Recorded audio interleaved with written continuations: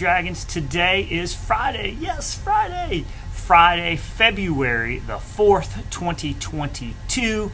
It is the 110th day of school. It will be here today. My name is Mr. Butcher. It's my job to keep you guys safe so that you can show us how excellent you can be. Hopefully, you've left your average at home or on the bus and you are ready to have a respectful and responsible day. Speaking of responsibilities, it's Friday, so my responsibility is to start you off with some dad jokes. So, what do you call a blind dinosaur? Hey, do you think he saw us? I better get to my other responsibilities. Other responsibility that we have is to be ready to show respect for the rights that we have in this country. We do this by daily saying the Pledge of Allegiance, doing our school pledge, as well as doing our moment of silence. When we do this, we want you to show respect. And how do you do that? You stop what you're doing, you stand up tall, you put your hand over your hearts like this, you say the pledge loudly, clearly, and with pride. If you guys would please stand for the pledge, remain standing for the Kennedy School Pledge. Do you think he saw us?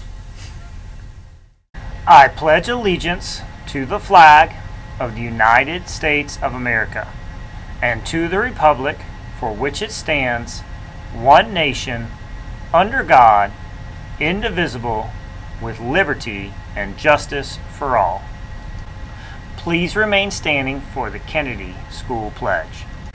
I pledge myself as a Kennedy Dragon to be ready for the day ahead of me.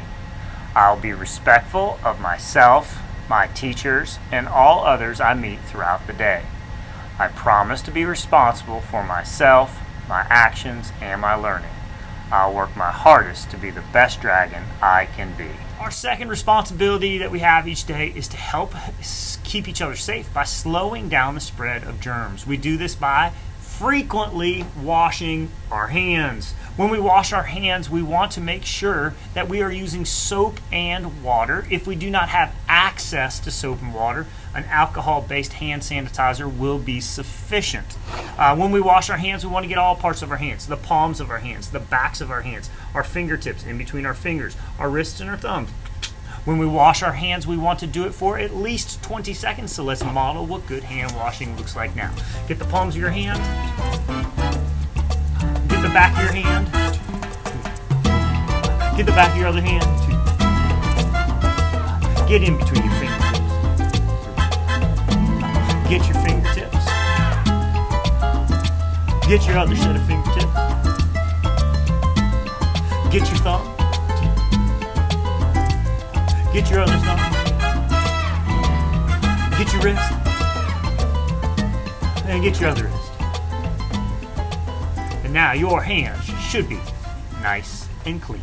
All right, now that we've done our pledges, we've done our moment of silence, and our hand washing, it is now time to show respect for those that have birthdays today, as well as over the weekend. Happy birthday today to Sinai Menard, who's 11, Briley Stevens, who's 11, Matthew Brandt, who is 9, Renelle Dembuki, who is 7, Christian Dunham, who's 6, Hannah Welburn, who is 7. On Saturday, Jackson Burrus will be 8, Olivia Buckley will be 11, Julian Cabrera will be 7, Kimberly Huerta will be 11, and on Sunday, Valeria Bravo Sanchez will be 9, Ethan Chaw will be 8, Melody DeBosque will be 9, Evelyn Hunter will be 7, and those are our birthdays. Happy birthday. We'll make sure you get your birthday ribbon. All right, so, another responsibility that we have every morning is to make our lunch choice. Lunch choice today, it's Friday, so of course, stuffed crust pizza, sweet yellow corn, garden salad, fresh fruit, and the homemade school-baked cookie. That's one of my favorites. If you do not want stuffed crust pizza, you can always get the yogurt and muffin or the PB&J. Writer, folklorist, and anthropologist Zora Neale Hurston celebrated the African American culture of the rural South. She wrote several novels as well as books of black mythology, legends, and folklore. Hurston was born on January 7, 1891 in Notasulga, Alabama. Although she claimed to be born in 1901 in Edenton, Florida, she really moved there with her family only as a small child. When she was 16 years old, she joined a traveling theater company and ended up in New York City during the Harlem Renaissance. Hurston attended Howard University from 1921 to 1924, and in 1925 won a scholarship to Barnard College, where she studied anthropology. She graduated from Barnard in 1928, and for 2 years pursued graduate studies in anthropology at Columbia University. She also conducted field studies in folklore among African Americans in the South. One result of these studies was the book Mules and Men, which was a collection of folklore presented within the framework of a unifying narrative.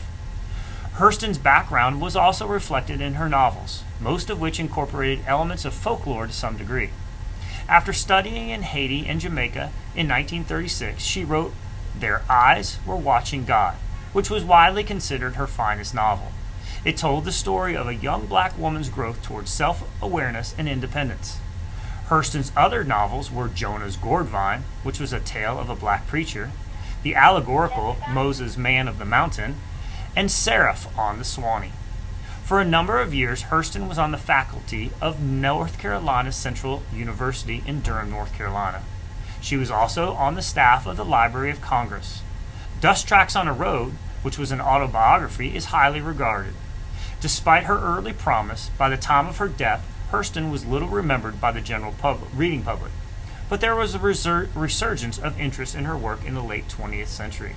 Several collections were published, including Spunk, The Selected Stories, in 1985, The Complete Stories in 1995, and Every Tongue Got to Confess in 2001, which was a collection of folk tales from the South. In 1995, the Library of America published 2-volume set of her work in its series. Hurston died on January 28, 1960, in Fort Pierce, Florida. Dad joke number 2. Why do cows have hooves and not feet? They lack toes. Writer, folklorist, and anthropologist Zora Neale Hurston celebrated the African American culture of the rural South. She wrote several novels as well as books of black mythology, legends, and folklore. Hurston was born on January 7, 1891 in Notasulga, Alabama. Although she claimed to be born in 1901 in Edenton, Florida, she really moved there with her family only as a small child. When she was 16 years old, she joined a traveling theater company and ended up in New York City during the Harlem Renaissance.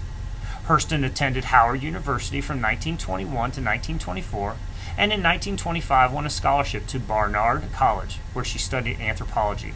She graduated from Barnard in 1928, and for 2 years pursued graduate studies in anthropology at Columbia University. She also conducted field studies in folklore among African Americans in the South.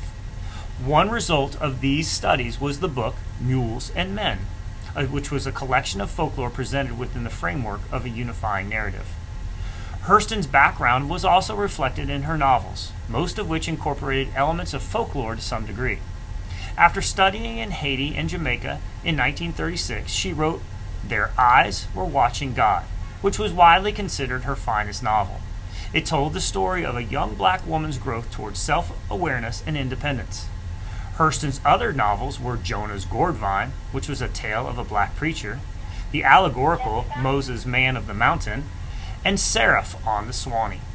For a number of years, Hurston was on the faculty of North Carolina Central University in Durham, North Carolina. She was also on the staff of the Library of Congress. Dust Tracks on a Road, which was an autobiography, is highly regarded. Despite her early promise, by the time of her death, Hurston was little remembered by the general reading public, but there was a resurgence of interest in her work in the late 20th century. Several collections were published, including Spunk, The Selected Stories, in 1985, The Complete Stories in 1995, and Every Tongue Got to Confess in 2001, which was a collection of folk tales from the South. In 1995, the Library of America published 2-volume set of her work in its series. Hurston died on January 28, 1960, in Fort Pierce, Florida. Today's famous African American who had a huge impact on our world is Zora Neale Hurston. She was born 1891, died 1960. Dad joke number 3. How does a hog sign its name? With a pig pen. Time for our writing and reading activity for the week. Here's our picture of the week. Yesterday we asked you for describing words, adjectives and adverbs, words that modify or describe nouns and verbs. They tell us what kind, which one, how many. So adjectives from Miss Ballard's class, we had tall, spotted, hairy, calm, pointy, green, blue, large, vast, shiny, dark, green, and clear. From Miss Cole's third grade class, they had the sentence, the tall giraffe was walking slowly to eat the green leaves when the very hungry lion tried to eat him. And Miss Ham had, Lincoln is getting significantly frustrated. He decides to talk to the lengthy giraffe and ask him how to help get some juicy green leaves. The giraffe, called Jeremy, is too busy getting his own delicious leaves to help Lincoln. Try putting salt on your paws. I heard that worked for Michael Jordan. Laughed Jeremy. As Lincoln walks away, he suddenly has a brilliant idea. I'll go visit my crazy cousin Loco who works at the circus. So excellent job of Miss Ham's class with their story to kind of go. Today, we're looking for prepositions and prepositional phrases. Prepositions and prepositional phrases are words that show a relationship between two nouns, like the lion is on the stilts, or the giraffe is in the jungle. So be looking for those and come up with some great writing. Dad joke number 4. What did the tomato say to the other tomato during the race? Catch up. For our math problem of the week, answers. There's a K1, 2, 3, and 4, 5. Miss Santiago has lost her marbles. They were in a jar and they spilled out over the floor. How many marbles do you see? How many groups can you make? So you got to count. 1 to 1 corresponds, and you'll know that there are 11. Miss Stevens turned it into 12 different groups by doing 11 plus 0 equals 11, 10 plus 1, all the way to 0 plus 11. Miss Powell's class sorted them in groups of 2 and found that there was 5 groups of 2 and a group of 1 using their doubles strategy and then their doubles plus 1 strategy. And then Miss McComb's class sorted them by color. So there's 3 rainbow and 8 blue. So they had 2 groups. You could also sort them by size as well. Our 2-3 question was, how would you arrange rectangles with the areas seen on the board to fill the board? So I kind of showed you how to do it. So you have a set of 6, so there'd be a row of 6 in the light blue, and then a set of 2 would be a 1 by 2, which right there. And then for the 16, it's a 2 by 8. For the 8, it's a 2 by 4. And for the 4, there's a 2 by 2 and a 2 by 2. So you can kind of see how it does. There's other ways you could have done it as well, but this one works for sure. Our 4th and 5th question was using some of the digits from 1 to 9, at most 1 time each. Place a digit in each box to make a true equation with the smallest sum. So you can see Miss Ham's class, Mr. McCoy's class, and Miss Chupp's class. They have it with either one form of 1 5/8 plus 3 and 2/8 equaling 4 and 7/8. I do like what Miss Holder's class did with 1 and 4/8 plus 2 and 5/8, so that equals 3 and 9/8, and then they reduce it to 4 and 1/8. But then you're using the 1 more than once. So the answer is either 1 and 5/8 plus 3 and 2/8 equals 4 and 7/8, or you could do it 1 and 2/8 plus 3 and 5/8 equals 4 and 7/8 to give you the smallest sum. Our morning message is on making friends. We all want to have friends. Friends share in our good times and our bad. Friends are people who want to help each other do their very best. Listen to these words of wisdom about making friends. You can make more friends in 2 months by becoming interested in other people than you can in 2 years by trying to get them interested in you. So if you want to make friends, start being a good friend to others. Listen to them. Show you care when they have problems. Show you're interested in what's going on in their lives. With something to think about, Mr. Butcher, make today your masterpiece. Remember, the choice is yours. And that's so true. If you want to make friends, you got to be a friend. The last dad joke for the day. Why did the bakery hire a pig? They heard he was good at baking. times where you need to make sure that you guys are wearing your mask, even though there is not a mask mandate. Like when you get on the bus, you are required to wear a mask, or if you've been you're quarantining at school because of an exposure, or like I said, this cut's not going away, so I want to cover it up. So make sure it's over your nose, make sure it's over your mouth and your chin, and you guys have a great day. Okay. That is all we have for announcements. So please help me and your teachers keep you safe. That is our job.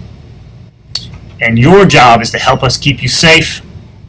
And you can help us by being a ready, respectful, and responsible student who is focused on graduating in the year.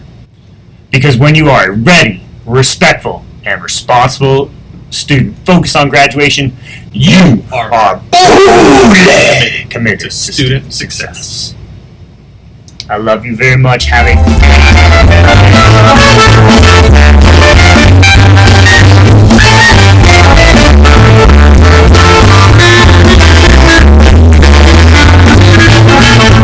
read aloud of the day. Every day during the month of February, we're going to be reading a book that is about an African American character or has an African American author. Today's book is Respect, R-E-S-P-E-C-T, by Aretha Franklin, the Queen of Soul. It's written by Carol Boston Weatherford, and the art or the illustrations are done by Frank Morrison. So, as I read this book, I'm going to try to model what good readers do, which is read fluently, which means I'm going to read the words correctly at a good pace. Not too fast, not too slow, and with some expression. As you read, this one is not really a fiction book. It's more of just like a non-fiction book, so it's telling you something. So be listening for the main idea and the details, the supporting details that go through that, because we want you to understand what you're doing. But still, go ahead and ask yourself, what did this text just say? Why did it say it? What does it mean? And what do I think is going to come up next? So respect, R-E-S-P-E-C-T. Blessed, B-L-E-S-S-E-D. Cradled by the church, rocked by an ebony sea, Aretha says a little prayer each night on bended knee. Detroit, D-E-T-R-O-I-T. The Franklins moved from Memphis, Tennessee. They put down roots and rise like a mighty tree.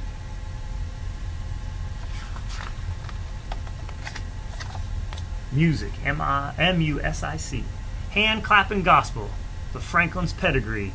Parents, children, praise the Lord in stirring harmony. I love books that rhyme. Strife, S-T-R-I-F-E. Clarence and Barbara Franklin can't seem to agree. Daddy wasn't faithful, so Mama chose to flee.